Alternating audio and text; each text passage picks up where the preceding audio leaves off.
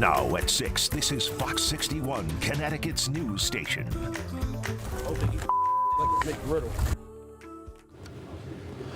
A family's grief on display this morning after the man accused of killing their loved one appeared in court. Good evening and thanks for joining us for the Fox 61 News at 6. I'm Brent Harden. And I'm Bridget Piorlo. Javon Fletcher is charged with the stabbing deaths of a 19-year-old woman and 2-year-old boy. Fox 61's Jamel Johnson has more from Milford.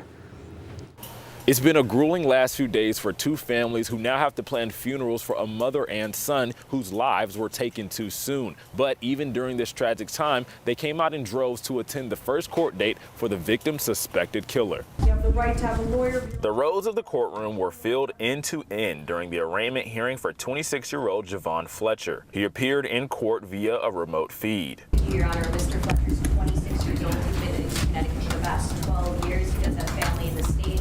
Your Honor, he was working as a ground crew member at the Aviation Airport. He has limited criminal history. Fletcher was released from the hospital earlier in the day. He was being treated for injuries he sustained when he jumped out of a window at an apartment building on Malloy Road in West Haven. That's where police say they found the bodies of 19-year-old Haley Miller and Fletcher's unidentified 2-year-old son Saturday night. They say Fletcher stabbed both of them multiple times. Families of both victims were present at the arraignment. And as expected, emotions were running high. Justice for Tanaj, just all.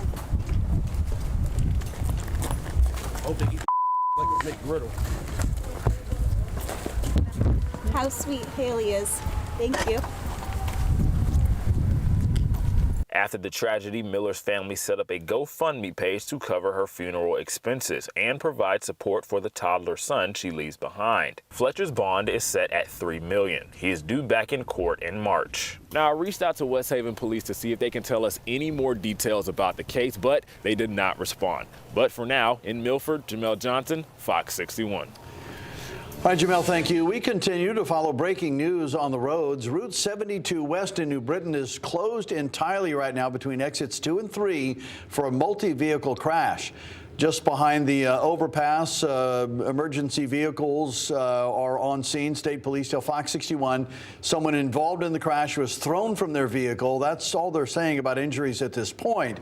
We will continue monitoring the crash and bring you new info as we get it. Turning now to the forecast, bundle up. Another blast of Arctic air is hitting the state. So how long is it expected to last? Let's get right over to Chief Meteorologist Rachel Frake and find out. Rach? If you want to see temperatures climb above freezing and melt the glacier, that is the snow that is out there, and ice, I should call it ice by this point, you got to look all the way into next week. I mean, we are looking at a cold stretch continuing right into at least the start of the weekend, but Sunday and beyond, we'll see those numbers rise. In the meantime, it is still breezy as well. The winds are in the process of diminishing, but it is going to be a slow process. So we're still looking at wind chills that will get down close to 0 as we head towards daybreak tomorrow. Here's a look at some of those wind gusts. A whole lot more manageable than it was at this time yesterday. And again, those winds continuing to tick down. Right now, temperatures are in the upper teens in Waterbury, 25 in Meriden, and wind chills are in the single digits and teens tonight. So it's no surprise that we'll see those numbers get down close to 0 as we head into tomorrow morning. Heading through the day tomorrow, we'll start off with temperatures in the teens. Highs will be in the 20s, gusts up to around 20 to 25 miles an hour. So it's another day where we are bundling up. We're dry, but there is a chance for a snow shower heading into later Thursday or Thursday night. We'll take a closer look at that. Your full forecast coming up.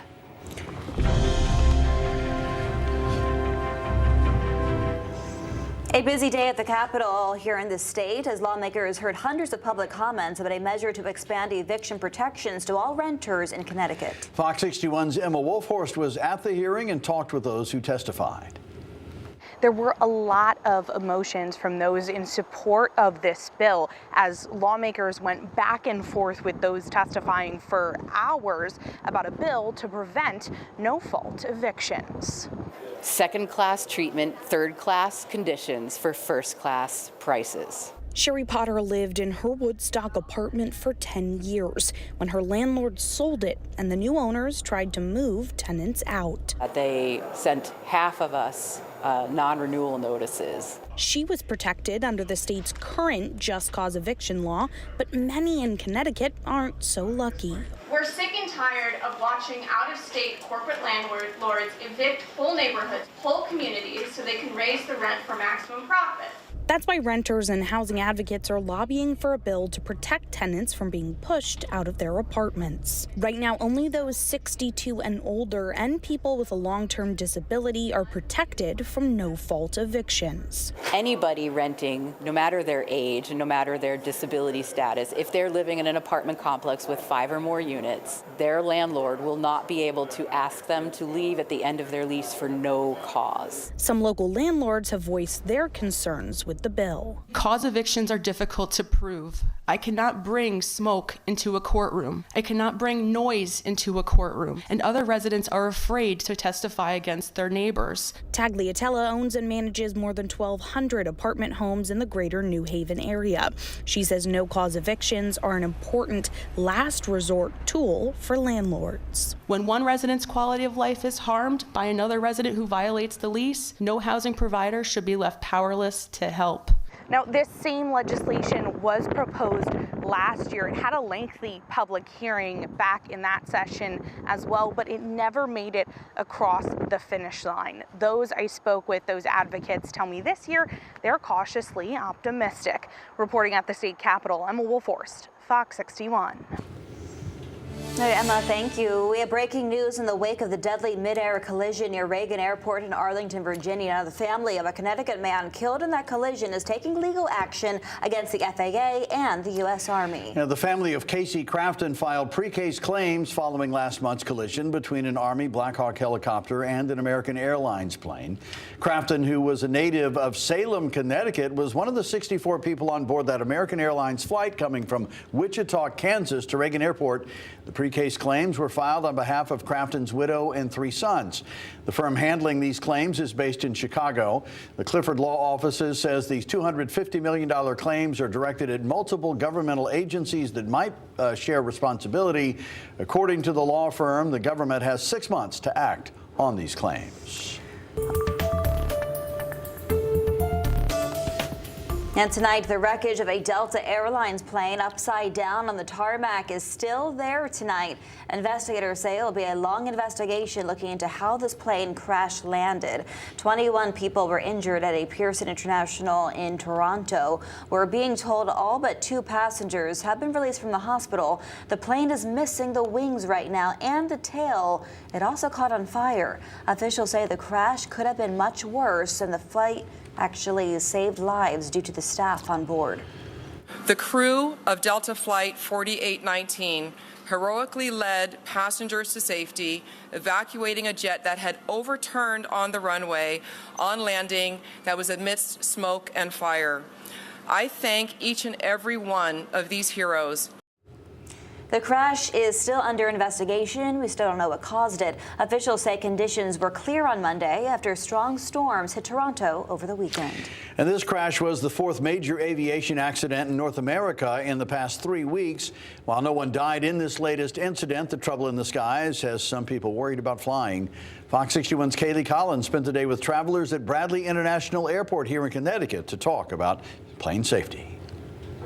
Despite these recent tragedies, flying still remains the safest mode of transportation. We broke down some of the statistics with those flying in and out of Bradley Airport. And while some are still feeling anxious, others say that fear won't keep them from flying. There are mixed emotions among flyers. It's concerning, for sure. I personally love travel so much that it's worth the very, very small risk. Following a string of recent plane crashes, including some that were deadly. While everyone survived the Toronto crash, dozens of people died in 3 other crashes in the past few weeks, including the mid-air collision between a passenger plane and a Black Hawk helicopter near Reagan National Airport. Despite these tragedies, aviation data shows that you're more likely to die in a car crash than on a plane. That's slightly reassuring to people like Angela Rundell, who says these incidents have made her more anxious about flying. It is the safest mode, despite what I may think internally. Sue Hoban says safety does cross her mind, but she intends to remain a frequent flyer. I am concerned about the overall safety because of political changes and the TSA, et cetera. But I'm a traveler. I've been to 26 countries in the last 10 years, so I'm not going to let any of that stop me. And some more data that might put your mind at ease. If you have a flight to catch, the FAA says that on average every year there are less than 50 commercial aviation accidents, with even fewer resulting in deaths. Reporting from Bradley International Airport, Kaylee Collins, Fox 61. All right, Kaylee, thank you. And new tonight, a man is dead after a tractor-trailer crash in Wellington. This happened just before 6 this morning on Route 32 at Trask Road. You're looking at this area on the map on your screen here. State police say 55-year-old Jeffrey Bennis of Windsor Locks died after the semi that he was driving crashed into a utility pole. The cause of the crash is now under investigation. Police in Southington are investigating after a car hit a woman Monday night. It happened just after 9:30 in the area of West Street and Jude Lane. Police say a 32-year-old woman was taken to the hospital with serious injuries. Officers say the driver drove home a short distance away and then called police, and they say the driver is cooperating with the investigation. If you saw what happened, give police a call. And new tonight, a man from Basra was arrested after police say he pointed a gun at another family member who was trying to leave the house they were in. Troopers were called to the home last Friday. They say the family member was able to escape before troopers arrived. State police say William Perkins barricaded himself in the home for 3 hours and fired his handgun 3 separate times inside and outside the home. Police eventually took him into custody, and he faces several charges, including disorderly conduct.